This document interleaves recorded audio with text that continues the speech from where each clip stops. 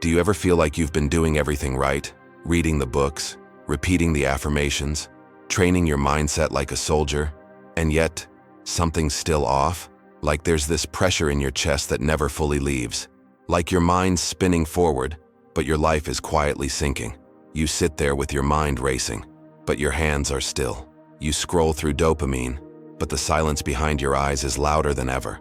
You keep telling yourself it's just a phase, that you'll push harder, think better, focus more. But deep down, you know, you're not evolving. You're decorating a prison.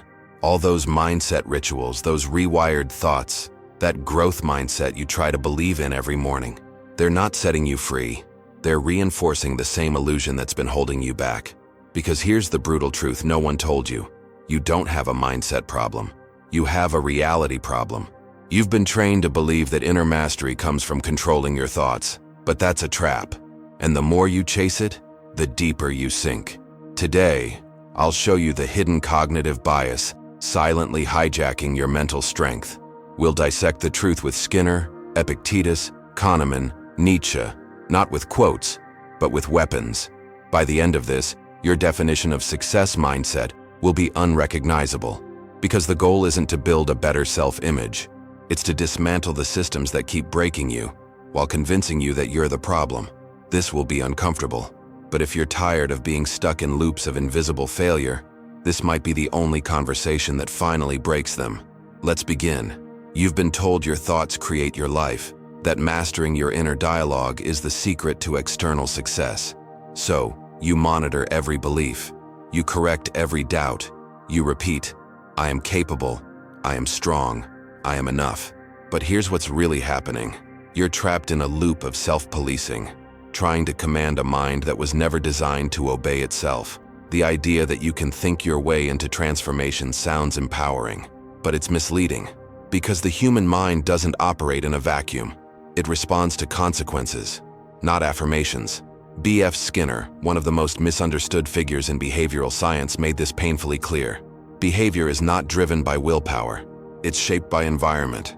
Yet you're still blaming yourself for not thinking better. You sit at your desk, staring at your vision board, feeling like a fraud. Not because you lack ambition, but because nothing around you has changed. You're trying to rewire your thoughts while living inside the same conditions that created them. That's not mindset work. That's mental gaslighting. You don't need to control your mind. You need to change what your mind is reacting to. Think of it this way. If you're standing in a burning room, no amount of deep breathing will stop the flames. You need to leave the room, or the fire wins. Your environment is always programming you. Every silence, every screen, every absence of feedback. Every time you do the right thing and get nothing in return, your brain learns, this doesn't matter. And eventually neither do you. And here's the brutal part. The more you try to control your inner world without shifting the outer one, the more you reinforce helplessness. Because your brain keeps noticing, you're doing all this work, and still, nothing's different. So it adapts. It gets quieter. It stops trying. Not because you're weak, but because you've trained it to survive stagnation. This is the hidden failure of modern mindset culture.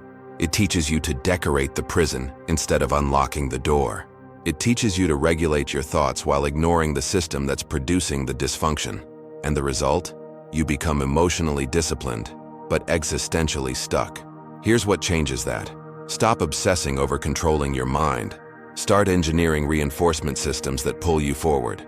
Systems where aligned action gets rewarded, where failure teaches, and where the environment matches the mindset you're trying to build. Because real mindset doesn't live in your thoughts. It lives in your patterns. And patterns are built, broken, and rebuilt through the world you inhabit. Once you understand this, control becomes irrelevant, because momentum takes over. And this leads us to something even more dangerous than control. The lie of positive thinking, and how it quietly turns mindset into self-denial. We exposed a brutal truth. Your environment shapes your behavior more than your mindset ever will. But if that's true, why are you still clinging to positive thinking like it's oxygen? Because it feels good, because it gives you a sense of control, because you've been told, over and over, that your thoughts become your reality. But here's what's really happening. Positive thinking, when disconnected from reality, becomes a form of psychological sedation. You're not uplifting yourself, you're numbing yourself. You repeat phrases like, I'm exactly where I need to be, or everything happens for a reason, while your life quietly drifts into passivity. You don't confront problems. You reframe them into spiritual wallpaper. You don't face your patterns. You rename them as lessons. And slowly you become the type of person who feels better about being stuck instead of getting unstuck. This is where the growth mindset gets hijacked. What began as a powerful idea, the ability to learn, adapt, and grow through challenge, gets mutated into blind optimism. And blind optimism is not strength. It's surrender dressed in affirmations. Epictetus, the ancient Stoic, warned against this exact distortion. He said, "Don't expect the world to be what you want. Want the world as it is." That's not cynicism. It's clarity. Because real mindset strength isn't about repainting reality with prettier thoughts. It's about holding your ground in the middle of a storm, without needing to rename the storm as a blessing in disguise. Here's the brutal contrast. One person faces difficulty and says, "This is tough, but I'll build through it." Another faces the same difficulty and says, "It's all perfect." The universe has a plan. Only one of them is building. The other is buffering. And this false positivity comes with a high cost. Emotional denial. You begin to silence your pain, your frustration, your discomfort, because you're afraid it means you're not aligned. But the truth is, discomfort is alignment. Discomfort is awareness. Discomfort is a signal, not a flaw. So when you bury it under layers of positivity, you're not healing. You're breaking your connection with reality. And no mindset can thrive in denial. What actually creates strength is the ability to hold two truths at once. This hurts, and I can keep going. This is not okay, and I will still move. That's real power. That's real mindset. So the next time you feel broken and your instinct is to slap on another motivational quote, pause, sit with the discomfort, let it speak, and then move anyway. Because this isn't about thinking prettier thoughts. It's about building the mental discipline to live in truth, without flinching. And this leads us to a deeper trap, the illusion of progress, powered by dopamine, disguised as growth. In the last topic, we exposed how toxic positivity hijacks growth, turning mindset into a glossy escape from reality. But why does it feel so addictively good to reframe everything, even when nothing is changing? Because your brain isn't measuring truth, it's measuring stimulation. And that's where dopamine quietly takes control. Dopamine isn't pleasure. It's anticipation. It's that subtle pulse in your chest when you click add to cart, or set a new goal, or plan the next phase of your life. It's the spark, not the fire. And in a world built on instant access, that spark is everywhere. You feel productive when you build a vision board. You feel motivated when you post about your new morning routine. You feel inspired when you binge self-help videos and highlight quotes. But here's what's really happening. You're not growing. You're getting high on novelty. Daniel Siegel's research in neurobiology shows this clearly. Dopamine gives you the illusion of movement, even when you're emotionally stagnant. And your brain starts associating that spike, that flash of motivation, with actual progress. So you keep chasing more of it. You switch systems every month. You change morning routines like outfits. You look for the next mindset to adopt, the next book to highlight, the next tactic to believe in. Each time, you feel a surge. Each time, you feel closer. But progress doesn't live in surges. It lives in repetition. And repetition doesn't spike dopamine. That's why real growth feels boring, quiet, heavy. There's no dramatic high, no applause. Just you, doing the same uncomfortable thing again and again until something shifts inside you.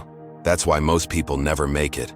Not because they're weak, but because they're addicted to the illusion of movement. The system trains you to crave the idea of change more than the reality of it. And here's the brutal truth. As long as you're chasing motivation, you're running from mastery. Because mastery requires silence. It requires doing what doesn't feel exciting. It requires walking through the absence of dopamine and staying there. The fix? You need to replace dopamine-based pursuits with value-based behavior. Ask yourself, would I do this even if no one knew? Even if I got no hit of excitement? Even if it felt hard, ugly, slow? If the answer is yes, that's growth. That's where your nervous system learns safety through consistency, not intensity. So next time you feel a surge of inspiration, don't react. Wait, breathe, Choose the path that doesn't spike, but builds. Because this isn't about feeling better for a moment. It's about becoming someone who no longer needs the spike to stay on the path. And that takes us into an even deeper trap. The narratives you tell yourself, and how they quietly become your prison. You've been told to believe in yourself, to trust your inner voice, to hold your vision no matter what. But here's what's really happening. That voice you're trusting, it's not always truth. Sometimes it's programming. Sometimes it's trauma wearing confidence like a mask. Because self-belief, as powerful as it sounds, is only as real as the self it's built on. And most people are building belief on illusions. Daniel Kahneman called it the illusion of validity. Our tendency to believe something is true simply because it feels coherent inside our heads. We confuse internal conviction with external accuracy. And so, we create loops, mental stories that feel right, even when they're silently sabotaging us. You tell yourself you're not ready, that you're still preparing, that this path feels more aligned. But alignment isn't always truth. Sometimes it's avoidance dressed in intuition. And when you repeat those stories long enough, they become identity. They feel earned. You stop questioning them because they sound like self-awareness. But the brutal truth? You're not believing in yourself. You're protecting a version of yourself that doesn't want to be challenged. That version thrives on control, on familiarity, on the dopamine of reassurance. So you keep building rituals around it, mindset routines, journaling scripts, visualization mantras, not to grow, but to maintain the self-image you've grown addicted to. Because changing that image means facing everything it's been shielding you from. This is how mindset turns toxic.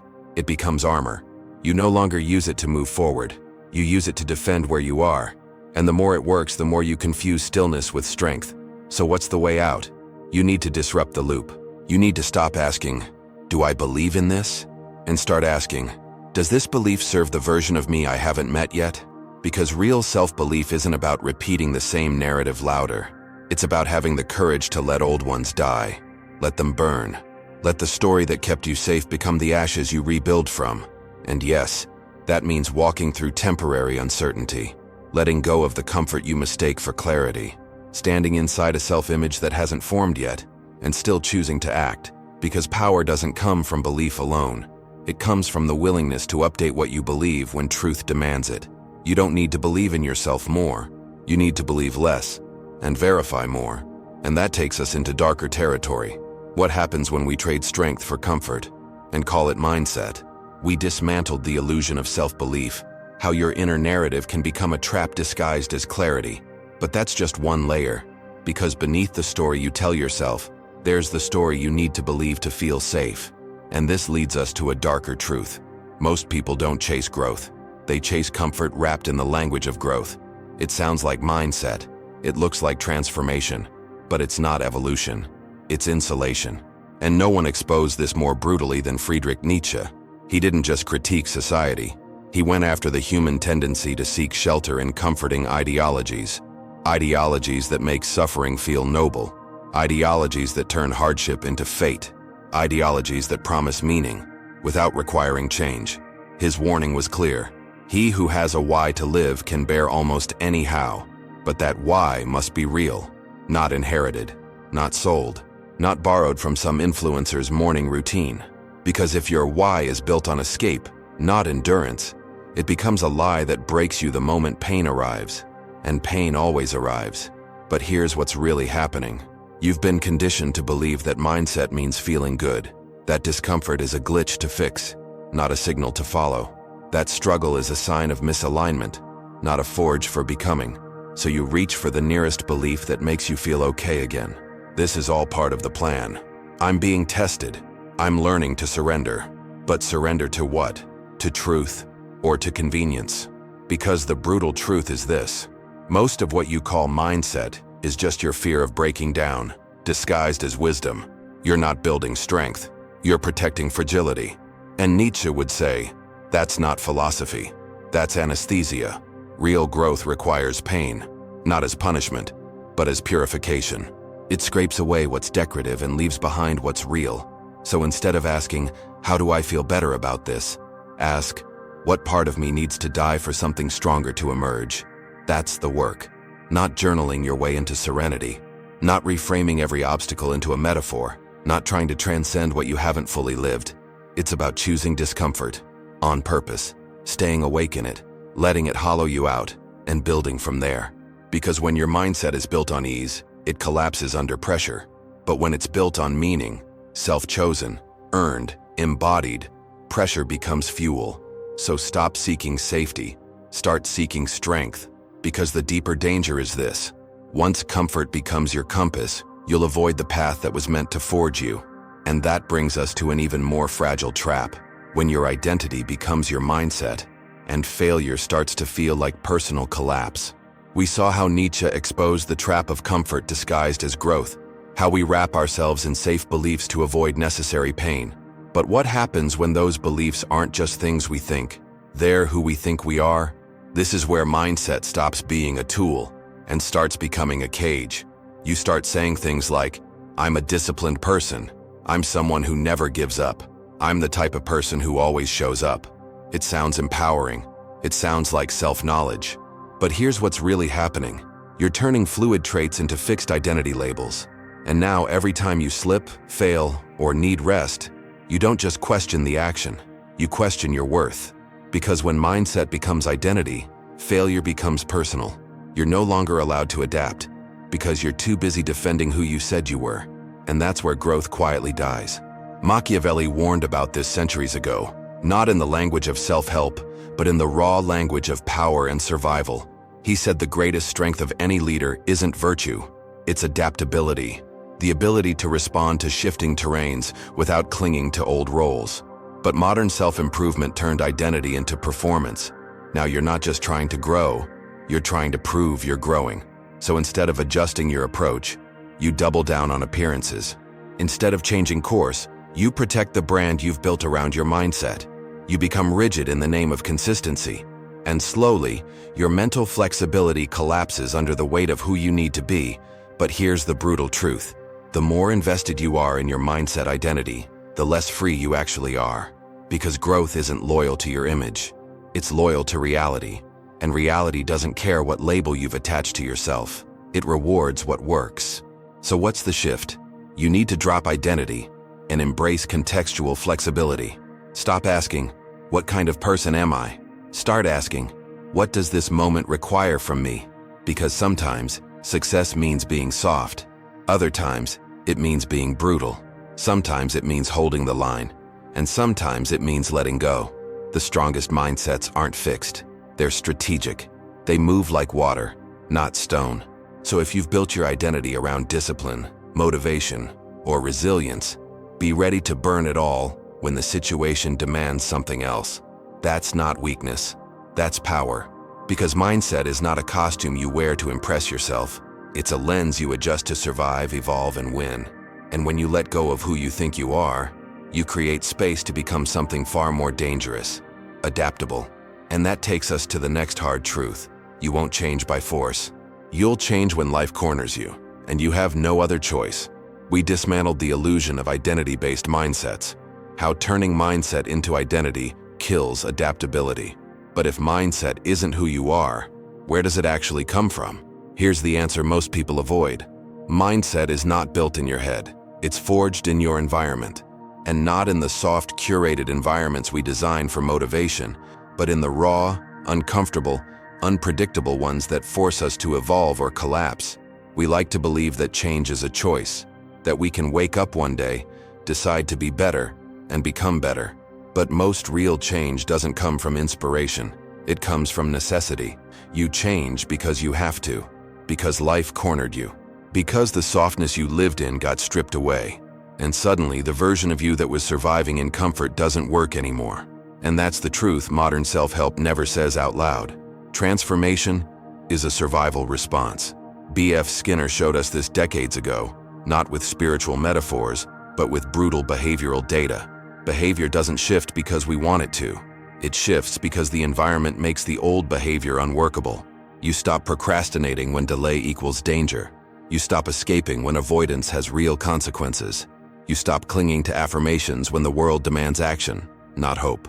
So the question isn't, how do I think differently? It's, what kind of pressure would force me to act differently? Because sometimes the most compassionate thing you can do for yourself is remove the cushions, take away the fallback plans, let life apply pressure, and then let that pressure shape you. Here's the brutal truth. The environment you fear is the one most likely to transform you. That's why people who've hit rock bottom often rebuild faster than those who are almost okay.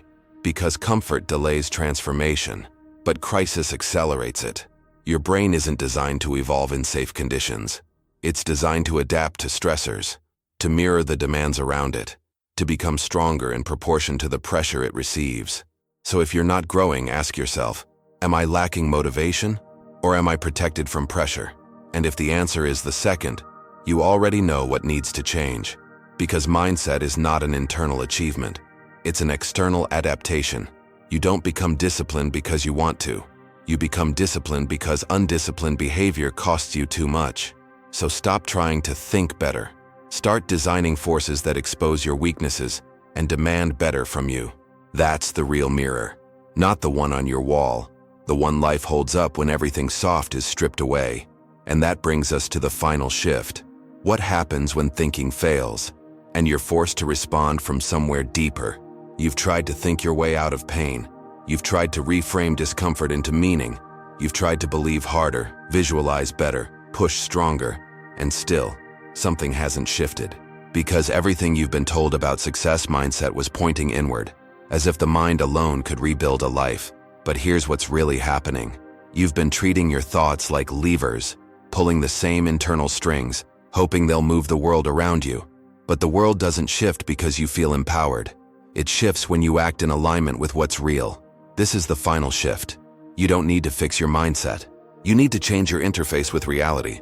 You've been trying to win an external game using internal language, telling yourself stories, reciting beliefs, clinging to identity and hope, all while ignoring the truth your life has been whispering to you in the background. The truth that says, you're not stuck because you're broken. You're stuck because your system rewards staying the same. That means your breakthroughs don't start in your journal. They start in the moment you walk differently, speak differently, respond differently.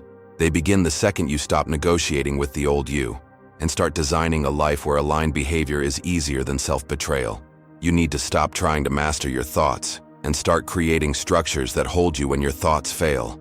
Because they will fail. You'll feel lost, doubtful, empty.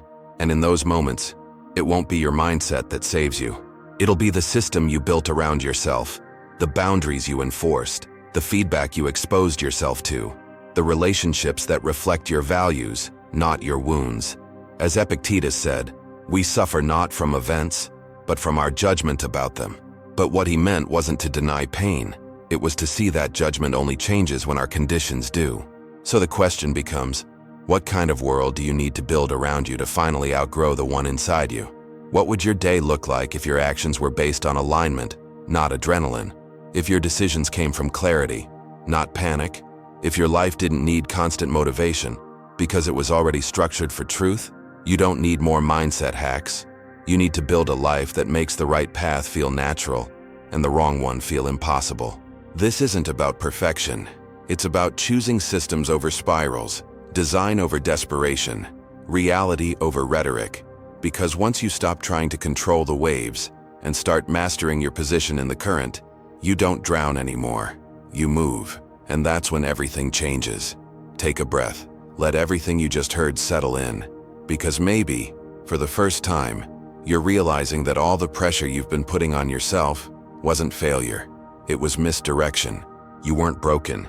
You were just aiming inward when life was asking you to turn outward, to stop obsessing over the perfect mindset and start building the right interface with the world around you. This entire time, you weren't lazy. You weren't undisciplined. You weren't unworthy. You were operating inside systems that rewarded survival, not growth. You were reinforcing mental loops that kept you busy, but never free. You were told to believe in yourself when what you actually needed and was to stop believing the stories that were keeping you small. And if this resonates, if even a single part of you feels lighter, sharper, more awake, that's not motivation, that's recognition. Something in you knows this is the truth you've been circling for years. Because deep down, you never wanted hacks. You wanted clarity. You wanted strength that wasn't loud, but real. You wanted transformation that didn't depend on how you felt, but on how you lived. So here's your next move. Don't go looking for another video to feel inspired. Look at your environment. Look at your patterns. Look at the friction points in your life and ask, what am I allowing to stay just because I've learned to survive it? And then ask, what would my life look like if I designed it to make alignment easier than avoidance? You don't need more belief. You need more alignment. You need systems that reinforce who you're becoming, not who you've been. You need people, routines, and structures that make it harder to go backward than to move forward.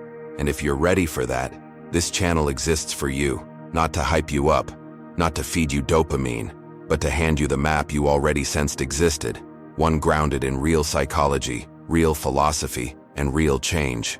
So subscribe. Stay with us, not because we're promising shortcuts, but because we're committed to depth. And before you go, comment below. What's one belief, one pattern, one mindset you've been clinging to that you now see might be keeping you stuck? That's your starting point. That's where the interface begins to shift. And when that shifts, everything else follows. See you in the next one.